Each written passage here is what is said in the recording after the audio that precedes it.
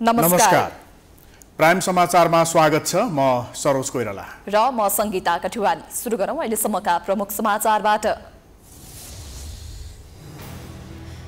राष्ट्रपति र प्रधानमन्त्रीको मिले मत्तोमा संसद विघटनपछि देउवालाई प्रधानमन्त्री बनाउने विपक्षी गठबन्धनको तयारी। बहुमत सांसदको हस्ताक्षर सहित भोलि सर्वोच्चमा उपस्थित हुने।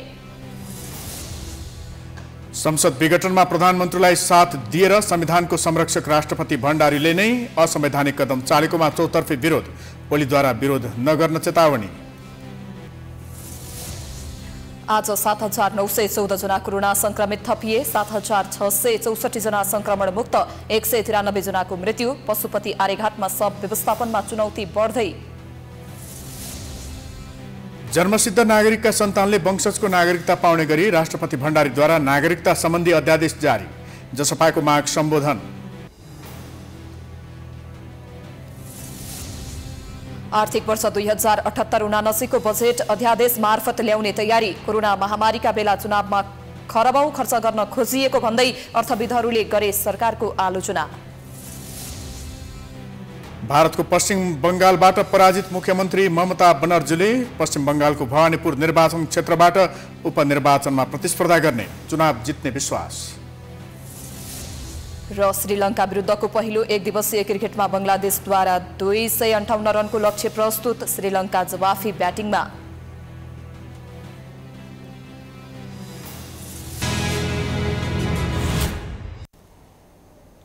अब समाचार विस्तारमा। प्रतिनिधि सभा विघटन गरी मध्यावधि चुनावमा जाने राष्ट्रपति र प्रधानमन्त्रीको कदम विरुद्ध विपक्षी 5 दलका नेताहरू सोमबार बिहान सर्वोच्च अदालतमा जाने भएका छन्। आजै मुद्दा दर्ता गर्ने भनिए पनि सांसदहरूको हस्ताक्षर सङ्कलन गर्नु परेकाले सम्भव भएन। कांग्रेस सभापति शेरबहादुर देउवालाई प्रधानमन्त्री बनाउन माग गर्दै भोलि बहुमत सांसदहरू हस्ताक्षर सहित सर्वोच्च अदालतमा उपस्थित हुने भएका छन्। एक रिपोर्ट। सरकारको सिफारिसमा राष्ट्रपति विद्यादेवी भण्डारीले प्रतिनिधि सभा विघटन गरेपछि नेपाली कांग्रेस, माओवादी केन्द्र, एमालेको माधव नेपाल पक्ष, जसपाको उपेन्द्र बाबुराम पक्ष र जनमोर्चाले राजनीतिक र कानुनी लडाईँ लड्ने निर्णय गरेका थिए। सोही अनुसार विपक्षी दलहरूको गठबन्धन सोमबार सर्वोच्च अदालत जाने भएको हो। आइतबार रेटको मस्यौदा तयार भए पनि केही सांसदको हस्ताक्षर र कागजात जुटाउन ढिला भएकाले भोलि मात्रै सर्वोच्चमा रेट दर्ता गरिने माओवादी केन्द्रका अध्यक्ष पुष्पकमल दाहालले जानकारी दिनुभएको छ। उहाँले संसद विघटनको विरुद्धमा 149 भन्दा धेरै सांसद साथ दिन तयार भएको र भोलिसम्म यो संख्या अझै थपिने दावी गर्नुभयो। सांसदहरूको हस्ताक्षर, नागरिकताको प्रतिलिपि लगायतका कागजात सङ्कलन गरिएको र भोलि बहुमत सदस्य आफै सर्वोच्चमा उपस्थित भएर रेट दायर गर्ने दाहालको भनाइ छ। त्यो 149 प्लस अरू केही साथीहरू पनि थपिनु भएको छ। हामी रिटको तयारी भइराखेको छ। त्यो अन्तिम ड्राफ्ट चाहिँ अन्तिममा पुगेको छ। बेलुकासम्म त्यो टुङ्गिँदैछ अनि फिजिकल्ली नै बहुमत उपस्थित भएर भोलि हामी अदालतमा रिट दर्ता गर्न जाने अन्तिम तयारी भएको छ। डकुमेन्टहरू, नागरिकता, त्यसको प्रतिलिपिहरू तयारी गर्ने काम करिब सकिन लागेको छ। बेलुकासम्म सकिन्छ। आजै जाने हाम्रो विचार थियो, तर 3 बजिसक्यो डकुमेन्ट तयार गर्ने र यो नागरिकता प्रतिलिपि हस्ताक्षर सबै गर्नको लागि। त्यसकारण भोलि बिहान फर्स्ट आवरमा हामी अदालत जान्छौँ। संसद विघटन विरुद्ध सर्वोच्च जाने सांसद मध्ये 19 जना नेकपा एमालेको माधव कुमार नेपाल पक्षका सांसद रहेका छन्। भोलिसम्म आफू पक्षका 30 जना सांसदले हस्ताक्षर गर्ने सम्भावना रहेको नेपाल पक्षका नेताहरूले दावी गरेका छन्। जसपाका उपेन्द्र बाबुराम पक्षका करिब 13 जना सांसद देउवालाई प्रधानमन्त्री बनाउन तयार भएका छन्। नेपाली कांग्रेसका 61 र नेकपा माओवादी केन्द्रका 49 सांसद एक ठाउँमा उभिँदा प्रतिनिधि सभाबाट प्रधानमन्त्री बन्न बहुमत पुग्नेछ। राष्ट्रपतिले संविधानको धारा 76 को उपधारा 5 अनुसार नयाँ सरकार गठनका लागि आह्वान गरेकोमा गठबन्धनले कांग्रेस सभापति शेरबहादुर देउवालाई प्रधानमन्त्रीको रूपमा अघि सार्दै 149 सांसदको हस्ताक्षर सहित राष्ट्रपतिलाई बुझाएको थियो। आफूहरूको पक्षमा स्पष्ट बहुमत हुँदाहुँदै पनि राष्ट्रपतिले प्रधानमन्त्रीको आदेश मान्दै शेरबहादुर देउवालाई प्रधानमन्त्री घोषणा नगरेको गठबन्धनको भनाइ छ। उनीहरूले सोही अनुसार नै माग दावी गर्दै रिट पनि तयार गरिरहेका छन्। कांग्रेसका वरिष्ठ नेता रामचन्द्र पौडेलका अनुसार गठबन्धनका लगभग सबै हस्ताक्षर सङ्कलन र नागरिकता सङ्कलन भइसकेको छ। व्यक्तिगत विवरण सङ्कलनको प्रक्रिया लामो भएकाले सोमबार रेट दर्ता गरिनेछ। ड्राफ्टलाई फाइनल गर्दाखेरिमा अब अहिले अलिकति 2-4 मिनेट ढिलो भयो भने होइन गरिसकेका छ। सबै सङ्कलन भइसकेका छ। हाम्रो 49 जनाको सबै भइसकेका छ। राष्ट्रपतिले नयाँ सरकार गठनको लागि आह्वान गरेपछि प्रधानमन्त्रीले आफूलाई 153 जना सांसदको समर्थन रहेको भन्दै निवेदन पेश गरेपछि राष्ट्रपतिले मध्यरातमा संसद विघटन गर्नुभएको थियो। तर प्रधानमन्त्रीले सांसदहरूको हस्ताक्षरको दुरुपयोग गरेको भन्दै त्यसको छानबिन गर्न विपक्षी दलले माग गर्दै आएका छन्। यसै सन्दर्भमा आज हामीले विपक्षी गठबन्धनका सांसद तथा नेताहरूको प्रतिक्रिया लिएका छौं। के भन्छन् त उनीहरू, हेरौं आजको आम विचारमा।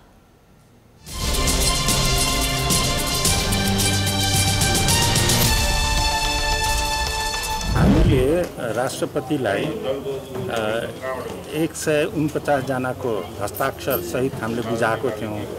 उहाँले चाहिँ त्यो स्वीकार्नु भएन। तसर्थ अब हामीले चाहिँ अदालतकै ढोका ढकढकाउनु पर्छ भन्ने उसमा छौँ र अब हामी चाहिँ शेरबहादुर देउवाको नेतृत्वमा सरकार बनाउनतर्फ हामी चाहिँ सर्वोच्चमा जाँदैछौँ। भोलि नै हामी यसलाई चाहिँ सबै भोलिभित्र नै हामी यसलाई चाहिँ सर्वोच्च अदालतमा चाहिँ यो पुनर्स्थापनको चाहिँ मुद्दा लिएर हामी दर्ता गर्छौँ र अहिले धेरै चाहिँ संविधानविद कानुनविदसँग छलफल पनि भइरहेछ र अहिले आम नेपाली जनता, आम सञ्चार माध्यम र नागरिक अभियन्ता सबै क्षेत्रबाट यो कदम जुन चाहिँ राष्ट्रपतिको यो कर्मचारी सम्बन्धी कानुनको विरोध भइरहेको अवस्था र नेपाली जनता अहिले राजनीतिक पार्टीको साथमा छ, केपिएलको विरोधमै छ।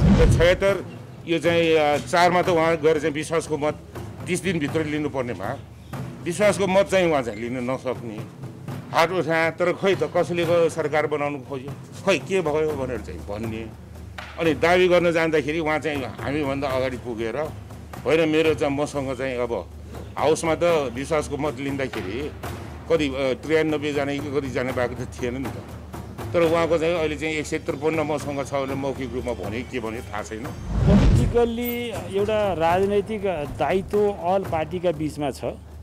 त्यो संविधानलाई बचाउने काम राजनैतिक ढङ्गबाटै जन्मेको संविधान हो र त्यो संविधान जोगाउने कामको भूमिका पनि राजनीतिक रूपबाटै हुनुपर्छ। त्यस सम्बन्धी गतिविधिहरू राजनीतिक रूपका गतिविधि। सडक आन्दोलन त अहिले तत्काल कोरोना महामारीका बेलामा सबै राजनीतिक दलहरू गम्भीर छन्, यसैपालि सडक आन्दोलन हुँदैन।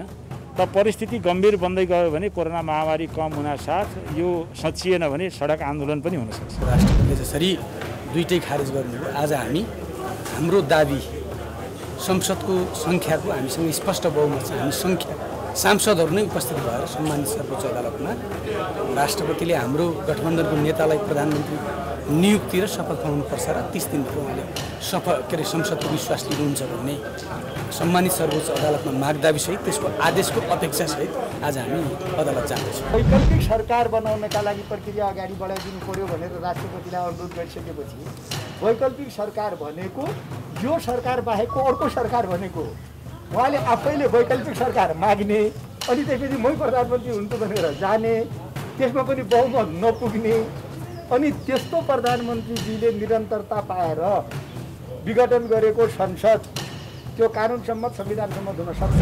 त्यो प्रतिनिधि सभा जहाँ शेरबहादुर देउवाले आफ्नो पक्षमा बहुमत छ भने आधार टेस्ट गर्ने परीक्षण गर्ने ठाउँ हुन्थ्यो। त्यो परीक्षण गर्न नदिकन मिलोमतोमा बदनियतपूर्ण तवरबाट प्रतिनिधि सभाको विघटन भयो।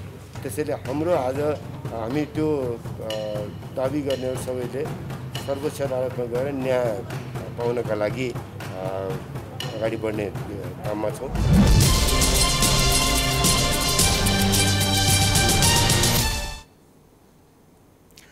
प्रधानमन्त्री केपी शर्मा ओलीले प्रमुख विपक्षी दल नेपाली कांग्रेसले प्रचण्ड पथ अंगीकार गरेको आरोप लगाउनु भएको छ। आइतबार बालुवाटारमा आयोजित पार्टी निकट पत्रकारहरूसँगको कार्यक्रममा बोल्दै प्रधानमन्त्री ओलीले आफूलाई प्रजातन्त्रवादी भन्ने पार्टी प्रचण्ड पथ अंगीकार गरेर सत्ता कब्जाको बाटोमा लागेको आरोप लगाउनु भएको हो। कांग्रेसले ओलीको नेतृत्वमा हुने चुनावमा भाग नलिने बताएको प्रसंग जोड्दै ओलीले आफूलाई आश्चर्य लागेको बताउनुभयो। गराएको चुनावमा नेपाली कांग्रेसले भाग लिँदैन भन्नु उहाँले।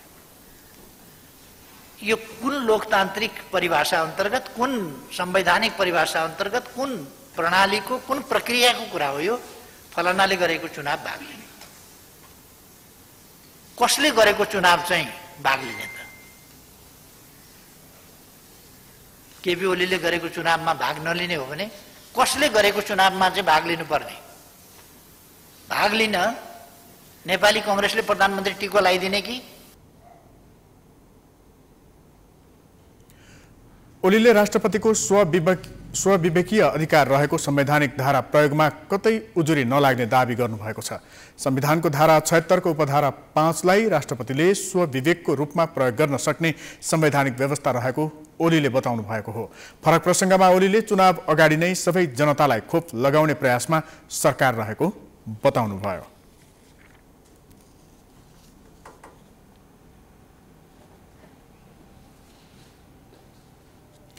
समाचारको सिलसिला जारी छ, हामी विश्रामपछि आउँछौँ।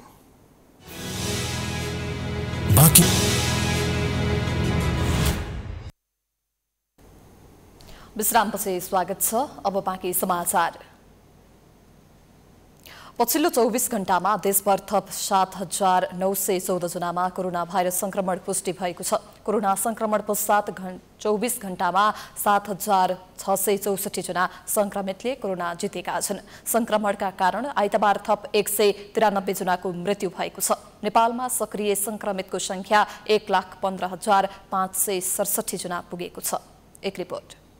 देशभरका प्रयोगशालामा 18,965 पीसीआर टेस्ट गर्दा 7,598 र 931 एन्टिजेन टेस्ट गर्दा 316 जनालाई कोरोना संक्रमण पुष्टि भएको स्वास्थ्य तथा जनसंख्या मन्त्रालयले जनाएको छ। नयाँ संक्रमित मध्ये 2,821 जना काठमाडौँ उपत्यकाका रहेका छन्। काठमाडौँमा 1,781, ललितपुरमा 694 र भक्तपुरमा 366 जनामा कोरोना संक्रमण पुष्टि भएको छ। यो सहित नेपालमा कोरोना संक्रमितको कुल संख्या 5,13,241 पुगेको छ। पछिल्लो 24 घण्टामा 7,664 जना कोरोना संक्रमितले कोरोना जितेका छन्। उनीहरू विभिन्न अस्पताल तथा होम आइसोलेसनबाट कोरोना जितेका हुन्। यो सँगै कोरोना संक्रमण पश्चात निको हुनेको कुल संख्या 3,91,348 पुगेको छ। कोरोना संक्रमण पश्चात निको हुने दर 76.3% पुगेको छ। कोरोना संक्रमणबाट आइतबार 193 कोरोना संक्रमितको मृत्यु भएको छ। यससँगै नेपालमा कोरोना संक्रमणका कारण मृत्यु हुनेको कुल संख्या 6,346 पुगेको छ। आज काठमाडौँ उपत्यकाभित्र भक्तपुरमा 366, ललितपुरमा 694 र काठमाडौँमा 1,761 गरी जम्मा 2,821 संक्रमण पुष्टि भएको छ। देशभरिका 873 जना क्वारेन्टिनमा रहनु भएको छ। आज संक्रमणका कारण 193 जनाको दुःखद निधन हुन पुगेको छ। गत 24 घण्टामा कोभिड-19 संक्रमण मुक्त भई 7,664 जना डिस्चार्ज हुनुभएको छ। हालसम्मको कोभिड-19 संक्रमणबाट मुक्त हुने दर 76.3% रहेको छ। देशभर सक्रिय संक्रमितको संख्या 1,15,567 जना पुगेको छ। उनीहरूमध्ये होम आइसोलेसनमा 1,08,198 जना र 7,349 जना संस्थागत आइसोलेसनमा रहेका छन्। आइतबार 1,721 जना आइसियू र 484 जना भेन्टिलेटरमा उपचाररत रहेका छन्। देशभरका क्वारेन्टिनमा 873 जना रहेका छन्। गत हप्ताको तुलनामा यो हप्ता कोरोना भाइरस संक्रमण दर घटेको तर अझै पनि 50 वटा जिल्लामा व्यापक संक्रमण दर रहेको महामारी रोग विशेषज्ञ डाक्टर अर्चना श्रेष्ठले बताउनुभयो। बागमती, गण्डकी, लुम्बिनीका जिल्लाहरूमा संक्रमितको संख्यामा केही कमी आए पनि अन्य प्रदेशहरूमा भने संक्रमण बढेको बताउँदै ती जिल्लाहरूमा संक्रमण दर प्रति लाख जनसंख्यामा 27.8% रहेको बताउनुभयो। कोरोना संक्रमणको संख्यामा थोरै गिरावट आएको छ। जम्मा समग्रमा 5.7%ले घटेको देखिन्छ।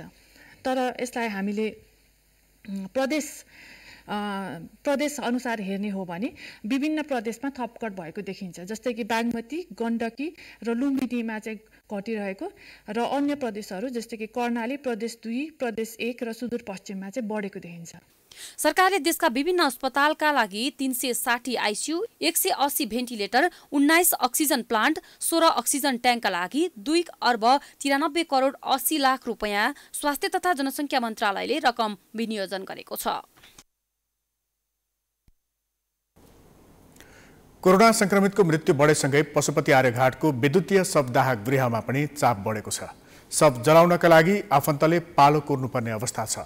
दाह संस्कार गर्दा कोरोना नफैलियोस् भन्ने उद्देश्यले नेपाली सेनाले नै शव व्यवस्थापन गर्दै आएको छ। एक रिपोर्ट। जुन हिसाबले कोरोना संक्रमित मृतकको संख्या बढिरहेको छ यसले शवदाहको व्यवस्थापन गर्न पनि कठिन हुँदै आइरहेको छ। कोरोना संक्रमणबाट मृत्यु हुनेहरूको संख्या बढ्दै जाँदा पछिल्ला दिनमा दैनिक 70 देखि 80 जनासम्मको शव व्यवस्थापन गर्नु परेको छ। 1 देखि 8 गतेसम्म 679 जनाको शव दहन भइसकेको छ। पशुपति क्षेत्र विकास कोषका अनुसार कोभिडबाट मृत्यु भएका मध्ये झण्डै 60% शव भस्मेश्वर घाटमा दहन हुँदै आएका छन्। विद्युतीय शवदाहमा मात्रै शव व्यवस्थापन गर्न नसकेपछि बागमती खोलाको किनारमा शव जलाउनु पर्ने बाध्यता सिर्जना भएको छ। विद्युतीय शवदाह गृह र त्यस क्षेत्र वरपर बनाइएका अहिले जुन चिताहरू छन् ती चिताहरूमा आएका कोभिड संक्रमित लासहरूको मात्रै हामीले व्यवस्थापन गरेका छौँ र हामीसँग विवरण भएअनुसार चाहिँ यो हप्ता 1 गतेदेखि हिजो 8 गतेसम्मको हिसाबमा 679 जना कोभिड संक्रमितहरूको शवलाई हामीले व्यवस्थापन गरेका छौँ। हाम्रो विद्युतीय शवदाह गृह कमजोरमा 2वटा मात्रै मेसिन भएको र त्यो पनि टाइम टु टाइम बिग्रिरहने भएको हुनाले र कोभिडको संक्रमण वाक्कै बढ्ने भएको कारणले गर्दा हामीले 10वटा चित्ता छुट्टै बगरमा बनाएका छौँ र ती बगरमा भएका 10वटा चित्तामा हामीले अहिले लासहरू व्यवस्थापन गरिरहेका छौँ। अहिलेसम्म काठमाडौँ उपत्यकामा शव व्यवस्थापनमा समस्या हुन थालेसँगै नजिकै बागमती नदी किनारमा पनि जलाउन थालिएको हो। शव दहन गर्ने मुख्य जिम्मा सेनाले लिएको छ, जसका लागि सेनाबाट सुरक्षाकर्मी र पशुपति कोषका कर्मचारी खटिएका छन्। कोषबाट खटिएकालाई 1000 रुपियाँ भत्ता दिने भनिएको छ, तर नेपाली सेनाबाट खटिएकाले भने प्रोत्साहन भत्ता पाउँदैनन्। जेनतेन शव व्यवस्थापन भए पनि हिन्दू संस्कार अनुसार क्रियाघरमा भने ठाउँ छैन। अरूलाई ठाउँ दिए पनि कोभिडबाट मृत्यु भएका आफन्तले काजक्रियाका लागि ठाउँको माग गरे पनि संक्रमण फैलिने जोखिमका कारण दिन नसकेको पशुपति क्षेत्र विकास कोषले जनाएको छ। क्रियापुत्री भवनमा चाहिँ अहिले एकदमै खचाखच भएको स्थिति रहेको छ। नेपाली संस्कार अनुसार हिन्दू संस्कार अनुसार हुनुपर्ने जुन संस्कारको 13 दिने काजक्रियाहरूका निमित्त ठाउँ उपलब्ध गराउनु पर्ने हो त्यो हामीले सबैलाई उपलब्ध गराउन सकेका छैनौँ। किनभने जसलाई उपलब्ध गराएका छौँ उनीहरू नर्मल तरिकाले डेथ भएकाहरूका परिवारलाई हामीले उपलब्ध गराउने हो। त्यसमा कोभिडबाट डेथ भएका परिवारहरू पनि हामीलाई ठाउँ चाहियो भन्दै आउनुहुन्छ, त्यो चाहिँ हामीले उहाँहरूलाई दिन सकेका छैनौँ। हामीले कृपया तपाईहरू कोभिडबाट दिवंगत भएका परिवारका आफन्तहरू हुनुहुन्छ भने यहाँ क्रियापुत्री भवनमा चाहिँ नआइदिनु होला, आफ्नै तरिकाले व्यवस्थापन गर्नु होला भनेर हामीले अनुरोध गर्न बाध्य पनि भएका छौँ। पहिलो लहरमा कोरोनाबाट मृत्यु भएकाको शव व्यवस्थापन नेपाली सेनाले मात्रै गर्ने भनिए पनि कोरोनाको दोस्रो लहर सुरु भए यता शव व्यवस्थापन मृतकका आफन्त आफैले पनि गर्न पाउँछन्। कोरोनाको दोस्रो लहर रोकथाम तथा नियन्त्रण सम्बन्धी आदेश 2078 को 21(6) अनुसार कोभिड-19 को कारण मृत्यु भएका व्यक्तिको शवको व्यवस्थापन वा अन्त्येष्टि गर्दा आफ्नो परम्परा र संस्कृति अनुसार सम्बन्धित परिवार वा समुदायले 25 जना भन्दा बढी नहुने गरी जनस्वास्थ्यका मापदण्डको पूर्ण पालना गरी व्यवस्था मिलाउने उल्लेख गरिएको छ। प्राइम टाइम्स टेलिभिजनका लागि क्यामेरामा राधिका श्रेष्ठका साथ प्रकाश बमको रिपोर्ट। राष्ट्रपति विद्यादेवी भण्डारीले नागरिकता सम्बन्धी अध्यादेश जारी गर्नुभएको छ। मन्त्री परिषदको सिफारिसमा नेपाल नागरिकता पहिलो संशोधन अध्यादेश 2078 जारी गर्नुभएको हो। अध्यादेश जारी भएसँगै जन्मसिद्ध नागरिकका सन्तानले वंशजको नागरिकता पाउने भएका छन्। हाल जन्मको आधारमा नागरिकता पाएका व्यक्तिको सन्तानले वंशजको नागरिकता नपाउने व्यवस्था थियो। मधेस केन्द्रित दलको माग अनुसार प्रधानमन्त्री केपी शर्मा ओलीले नागरिकता सम्बन्धी अध्यादेश मन्त्री परिषदबाट पारित गराउनु भएको थियो। नागरिकता सम्बन्धी विधेयक प्रतिनिधि सभामा 2 वर्षभन्दा अघिदेखि छलफलका क्रममा छ, तर सरकारले संसद विघटन गरेपछि अध्यादेशको रूपमा अर्को नागरिकता ऐन ल्याएको हो। जन्मसिद्ध नागरिकका सन्तानलाई वंशजको नागरिकता दिने या नदिने बारे तत्कालीन सत्तारूढ दल नेपाल कम्युनिस्ट पार्टी नेकपामा विवाद थियो, तर सरकार र जनता समाजवादी पार्टी बीच भएको सहमतिमा अध्यादेश मार्फत नागरिकता सम्बन्धी ऐन संशोधन गर्ने सहमति बनेको थियो। त्यसै अनुसार सरकारले नागरिकता सम्बन्धी अध्यादेश ल्याउन सिफारिस गरेको थियो। जसपा र सरकार बीच संविधान संशोधन गर्ने सहमति समेत भएको छ। त्यसका लागि 5 सदस्यीय संविधान संशोधन अध्ययन कार्यदल बनाइएको छ।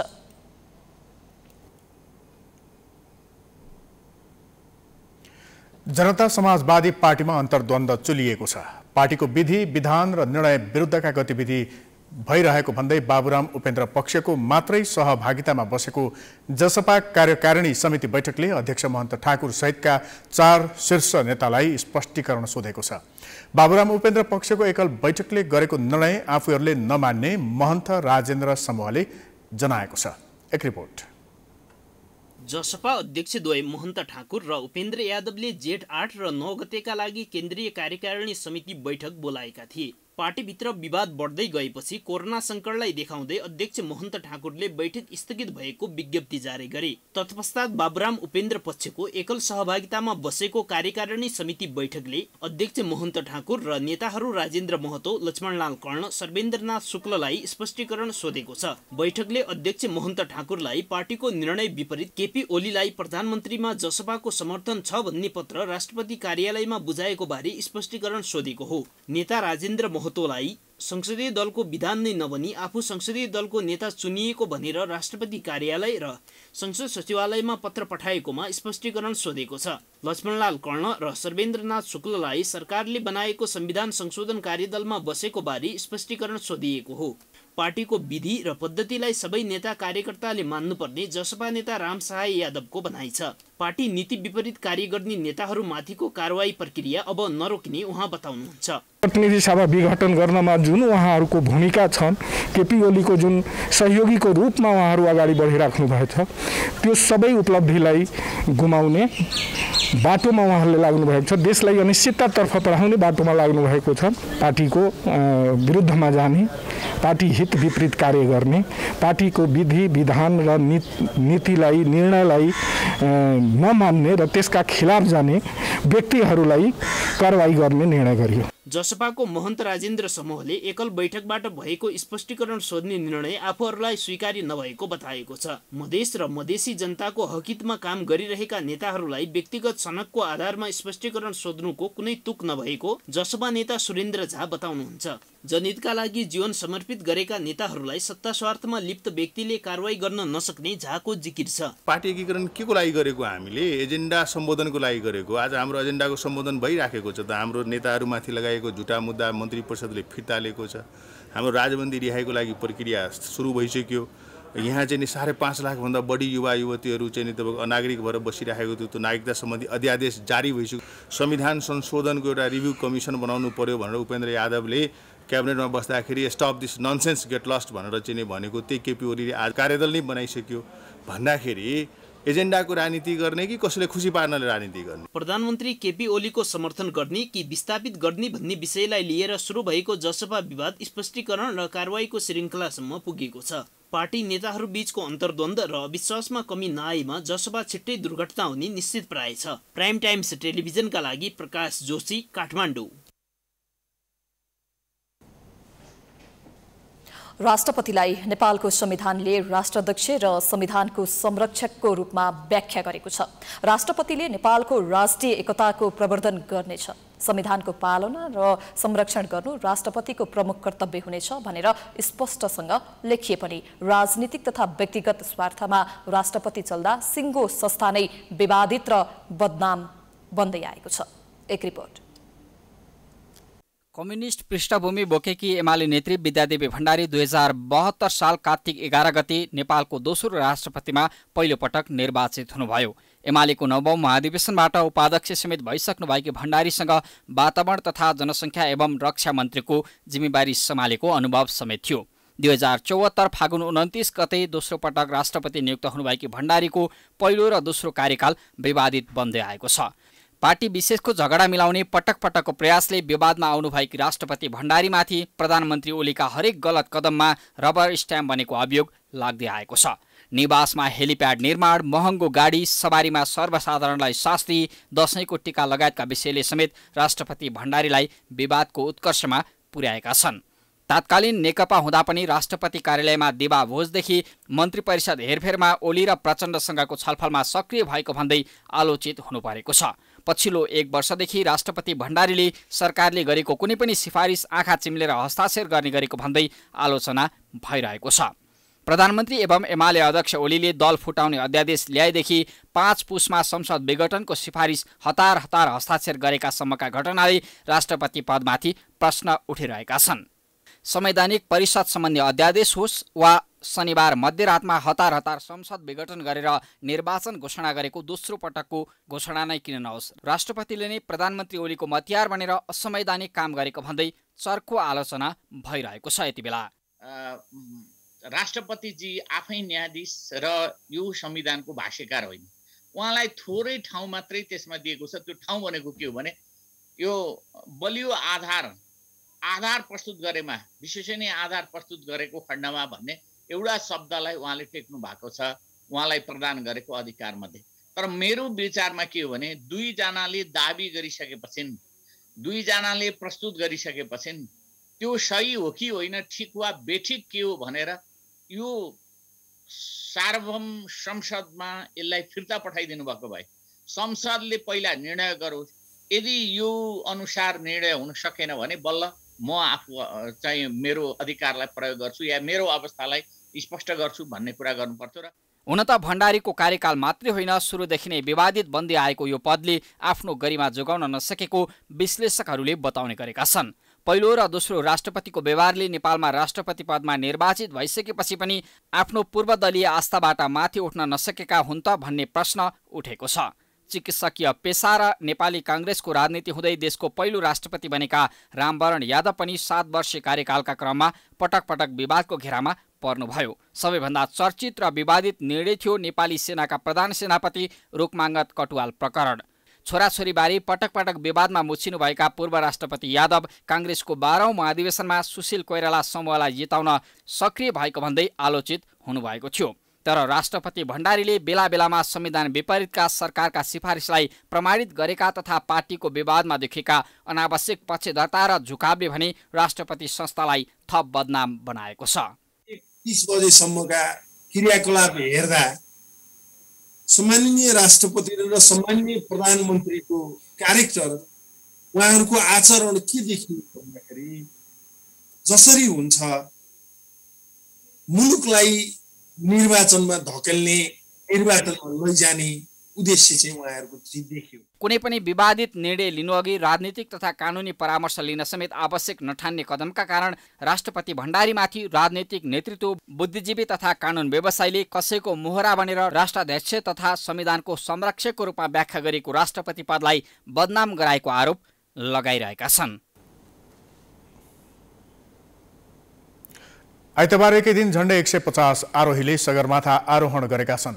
आरोहणका लागि अनुकूल मौसम भएपछि शनिबार राति चुचुरोतर्फ लागेका 150 भन्दा बढी आरोही आइतबार बिहान सगरमाथाको शिखरमा पुगेका हुन्। मौसम राम्रो भएकाले उल्लेख्य संख्याका आरोही चुचुरोतर्फ गएको नेपाल पर्यटन बोर्डले जनाएको छ। मौसमले साथ दिए आगामी 28 र 29 तारिक सर्वाधिक आरोहण हुने जनाइएको छ। अहिले विश्व कीर्तिमानी कामिरिता शेर्पा 26औं पटकको आरोहणका लागि आधार शिविरमा छन्। यसअघि प्रतिकूल मौसमका कारण एक साता सगरमाथा आरोहण प्रभावित बनेको थियो। वसन्तयामको जारी आरोहणका क्रममा पूर्वी मध्य अरब सागरमा रहेको शक्तिशाली चक्रवात ताउकीका कारण नेपालको मौसम बिग्रिएपछि सगरमाथा सहितका हिमाल आरोहण प्रभावित बनेको थियो। वसन्तयामको सगरमाथा आरोहण गत वैशाख 24 गतेदेखि सुरु भएको थियो। कामिरिता शेर्पा नेतृत्वको 12 जनाको टोलीले सगरमाथाको चुचुरोमा पुगेर डोरी टाँगेसँगै सगरमाथाको व्यावसायिक आरोहण सुरु भएको थियो। पर्यटन विभागले सगरमाथाका लागि सर्वाधिक 43 आरोही समूहलाई आरोहण अनुमति दिएको छ। यो संख्या सन् 2019 को वसन्तयामको भन्दा बढी हो।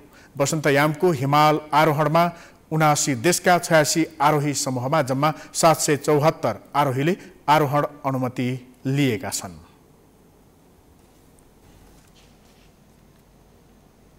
योग कवि सिद्धिचरण श्रेष्ठको 110औं जन्म जयन्ती उहाँको सम्झना गरी मनाइएको छ। विक्रम सम्वत 1969 साल जेठ 9 गते योग कवि श्रेष्ठको जन्म ओखलढुङ्गामा भएको थियो। श्रेष्ठ नेपाली साहित्यमा स्वतन्त्रतावादी काव्यधारका प्रवर्तक मानिनुहुन्छ। कोरोना महामारीका कारण श्रेष्ठको जन्म जयन्ती औपचारिक कार्यक्रम गरी मनाउन नसकिएको उहाँका छोरा रविचरण श्रेष्ठले बताउनुभयो। जन्म जयन्तीका अवसरमा श्रेष्ठका परिवारले काठमाडौँको न्युरोड स्थित धर्मपथमा रहेको शालिगमा माल्यार्पण गरेका थिए। श्रेष्ठका छोरा रविचरण श्रेष्ठले सिद्धिचरण श्रेष्ठ राज्यको कवि भएको बताउनुभयो। उहाँले नेपाली साहित्यमा दिएको योगदानलाई राज्यले भुल्न नहुने जिकिर गर्नुभयो। उहाँले 1997 सालमा सिद्धिचरण श्रेष्ठको क्रान्ति र हडताल शब्दले नेपाली क्रान्तिको राजनीतिक र सामाजिक लकडाउन खुलेको स्मरण गराउनुभयो। जनताको कवि भयो हैन, उहाँ त राज्य जनता साझा कवि हो, सर्वस्वीकृत कवि हो। त्यसकारण कवि त कसैको बाबु हुन्छ न कसैको छोरा, ऊ त कसैको पनि होइन। उता जङ्गलको आकाश बेली जस्तै मात्र हो, उता साझा उत्पत्ति हो कवि भन्ने। त्यसकारण बुवाको जुन योगदानहरूलाई जुन अहिले पनि चाहिँ जुन देश विदेश विश्वभरि उहाँको कार्यक्रमहरू उहाँको जन्म जयन्तीहरू मनाइरहेको देख्दा सिद्धिचरण श्रेष्ठ नेपाली साहित्यमा युग कवि र नेपाली भाषामा कविरत्नका रूपमा चिनिनुहुन्छ। युग कवि श्रेष्ठले आफ्नो जीवनको 6.5 दशक लामो साहित्य साधनाका सन्दर्भमा फुटकर कविता, गीत, खण्डकाव्य, नाटक, पद्य नाटक, कथा, निबन्ध, समालोचना, यात्रा संस्करण लगायतका विधामा सफलतापूर्वक कलम चलाउनु भएको थियो। उहाँका मेरो प्यारो ओखलढुङ्गा, निर्झर भीमसेन थापा, सबरी जुनकिरी लगायतका मर्मस्पर्शी रचनाहरू सर्वाधिक चर्चामा छन्। त्यस्तै उहाँका कविता संग्रह मेरो प्रतिबिम्ब, कोपिला, कुहिरो र घाम लगायत खण्डकाव्यहरू, उर्वशी, ज्यानमारा, शैल, आँसु लगायतका कृति रहेका छन्। युग कवि श्रेष्ठको विक्रम सम्वत 2049 साल जेठ 22 गते निधन भएको थियो।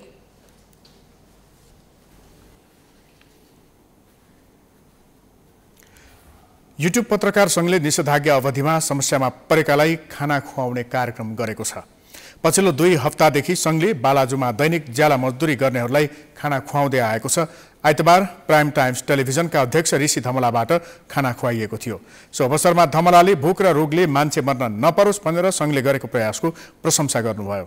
ज्याला मजदुरी गर्नेलाई खाना नपाउने अवस्थाबाट मुक्त गराउने अभियानमा आफूले सधैँ साथ दिने धमलाले बताउनुभयो।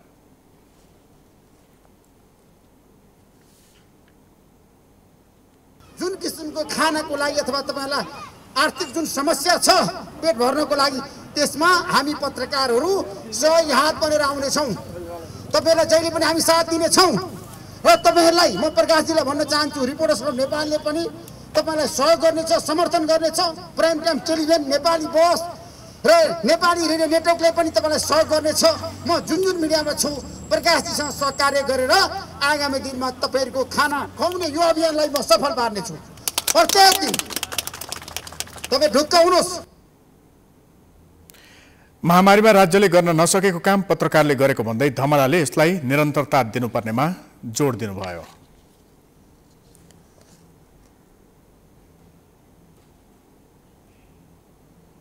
समाचारको सिलसिला जारी छ, हामी विश्रामपछि आउँछौँ।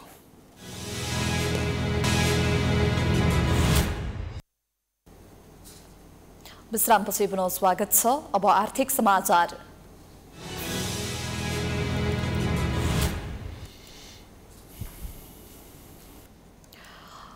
प्रधानमन्त्री केपी शर्मा ओलीले शुक्रबार राति प्रतिनिधि सभा विघटन र मध्यावधि निर्वाचनको मिति घोषणाको सिफारिस गर्नुभयो। सोही अनुसार राष्ट्रपतिले घोषणा गर्नुभयो। जनता रोग र भोकले छटपटिनु परेको अवस्थामा सरकारले चुनावको लागि अरबौं रकम खर्च गर्नेतर्फ लाग्दा विरोध भएको छ।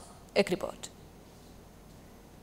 महामारीका बीच करिब 40 अर्ब खर्च गरेर मध्यवर्ती निर्वाचन गर्न देशका राष्ट्रपति र प्रधानमन्त्रीले निर्णय गरेकै दिन शुक्रबार संयुक्त राष्ट्र संघले भने नेपालमा महामारी नियन्त्रणका लागि अनुदान जुटाउन दातृ निकायहरूलाई सार्वजनिक आह्वान गरेको छ। महामारीले नेपालको स्वास्थ्य प्रणालीको सामर्थ्य भन्दा धेरै ठूलो चुनौती ल्याएको भन्दै राष्ट्रसंघले अन्तर्राष्ट्रिय साझेदारीसँग मिलेर नेपाल कोभिड-19 प्रतिकार्य योजना पनि जारी गरेको छ। वैकल्पिक सरकार निर्माणमा अवरोध गर्न, प्रतिनिधि सभा विघटन गर्न, मध्यवर्ती निर्वाचन गर्न र देशको ढुकुटीबाट 40 अर्ब रुपैयाँ खर्च गर्न नेपाल सरकार प्रतिबद्ध देखिएको छ।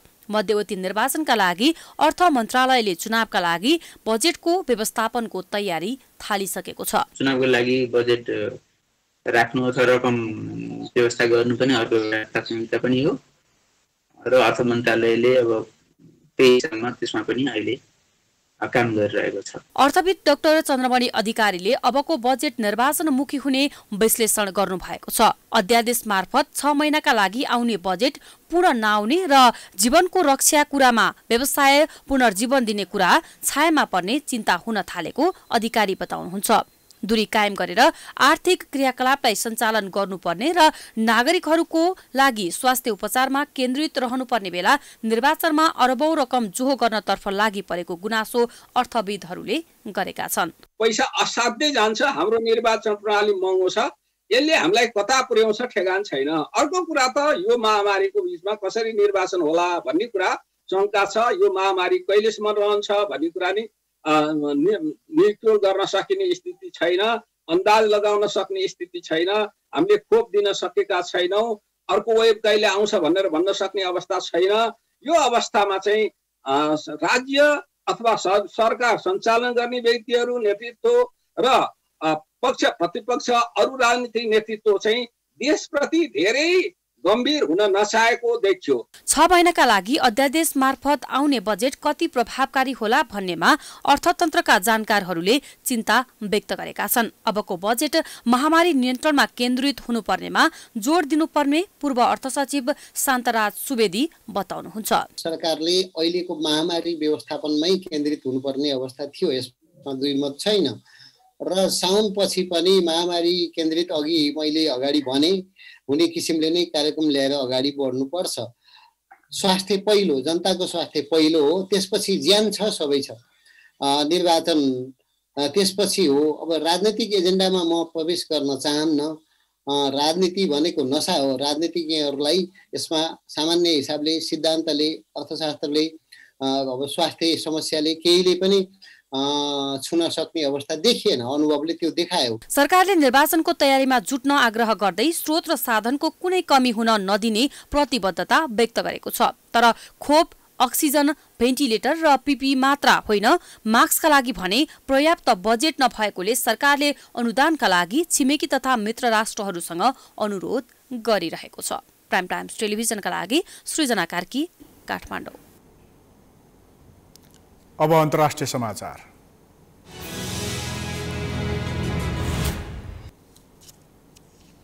हालै भएको निर्वाचनमा भारतको पश्चिम बंगालबाट पराजित मुख्यमन्त्री ममता बनर्जीले पश्चिम बंगालको भवानीपुर निर्वाचन क्षेत्रबाट उपनिर्वाचनमा प्रतिस्पर्धा गर्ने भएकी छन्। यस वर्षको निर्वाचनमा उनले नन्दीग्राम क्षेत्र रोजे पनि भारतीय जनता पार्टीका तर्फबाट उम्मेद्वार बनेका शुभेन्दु अधिकारीसँगको प्रतिस्पर्धामा 1956 मत अन्तरले पराजित भएकी थिइन्। विधानसभाको निर्वाचनमा पार्टीलाई शानदार जित दिलाएकी ममता बनर्जी आफै भने नन्दीग्रामबाट पराजित भएकी थिइन्। पश्चिम बंगालमा बहुमत ल्याउन सफल तृणमूल कांग्रेस टीएमसीले मुख्यमन्त्रीमा बनर्जीलाई सिफारिस गरी उनले मुख्यमन्त्रीको रूपमा शपथ लिइसकेकी छन्। तर उनी मुख्यमन्त्री रहिरहनका लागि आगामी 6 महिनाभित्र पश्चिम बंगालको कुनै एक क्षेत्रमा निर्वाचित हुनुपर्नेछ। मुख्यमन्त्रीले उपनिर्वाचनमा अहिले प्रतिस्पर्धा गर्ने भनिएको निर्वाचन क्षेत्र उनले यस पहिले 2 पटकसम्म निर्वाचन जितेको क्षेत्र हो। पश्चिम बंगालमा निर्वाचन आफ्नो दलको पक्षमा आएपछि उनलाई तृणमूल कांग्रेसले मुख्यमन्त्री बनाएको हो। तृणमूलका वरिष्ठ नेता तथा भवानीपुर क्षेत्रबाट निर्वाचित सांसद शुभानदेव चटर्जीले पार्टीको सिफारिसमा शुक्रबार नै पदबाट राजीनामा दिएका थिए। अब खेलकुद समाचार।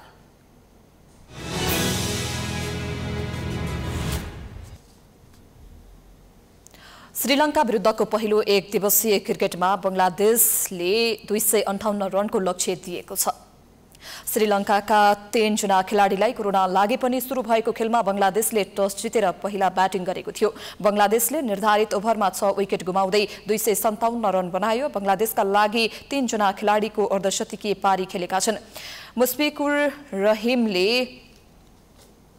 सर्वाधिक 84 रन बनाउँदा मोहम्मदुल्लाहले 54 तथा तमिम इकबालले 52 रनको योगदान गरेका थिए। मोहम्मदुल्लाहको यो एक दिवसीय क्रिकेटमा 24औं अर्धशतक हो। सकिब अल हसनले 15 रन बनाउँदा लेन्टन दास र मोहम्मद मिथुनले खाता नै खोल्न सकेनन्। अन्तिमसम्म क्रेजमा रहेका अफिफ हुसेन 27 तथा मोहम्मद सैफुद्दिन 13 रनमा नट आउट रहे। श्रीलङ्काका लागि धनशेर डा सिल्भाले सर्वाधिक 3 विकेट लिए। अहिले श्रीलङ्काले जवाफी ब्याटिङ गरिरहेको छ।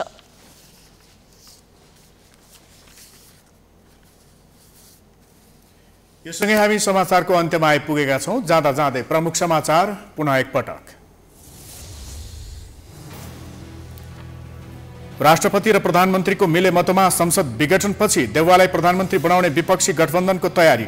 बहुमत सांसदको हस्ताक्षर सहित भोलि सर्वोच्चमा उपस्थित हुने। संसद विघटनमा प्रधानमन्त्रीलाई साथ दिएर संविधानको संरक्षक राष्ट्रपति भण्डारीले नै असंवैधानिक कदम चालेकोमा चौतर्फी विरोध। ओलीद्वारा विरोध नगर्न चेतावनी। आज 7,914 जना कोरोना संक्रमित थपिए, 7,664 जना संक्रमण मुक्त, 193 जनाको मृत्यु। पशुपति आर्यघाटमा शव व्यवस्थापनमा चुनौती बढ्दै। जन्मसिद्ध नागरिकका सन्तानले वंशजको नागरिकता पाउने गरी राष्ट्रपति भण्डारीद्वारा नागरिकता सम्बन्धी अध्यादेश जारी, जसपाको माग सम्बोधन। आर्थिक वर्ष 2078-79 को बजेट अध्यादेश मार्फत ल्याउने तयारी। कोरोना महामारीका बेला चुनावमा खर्बौं खर्च गर्न खोजिएको भन्दै अर्थविदहरूले गरे सरकारको आलोचना। भारतको पश्चिम बंगालबाट पराजित मुख्यमन्त्री ममता बनर्जीले पश्चिम बंगालको भवानीपुर निर्वाचन क्षेत्रबाट उपनिर्वाचनमा प्रतिस्पर्धा गर्ने, चुनाव जित्ने विश्वास। र श्रीलङ्का विरुद्धको पहिलो एक दिवसीय क्रिकेटमा बंगलादेशद्वारा 258 रनको लक्ष्य प्रस्तुत। श्रीलङ्का जवाफी ब्याटिङमा।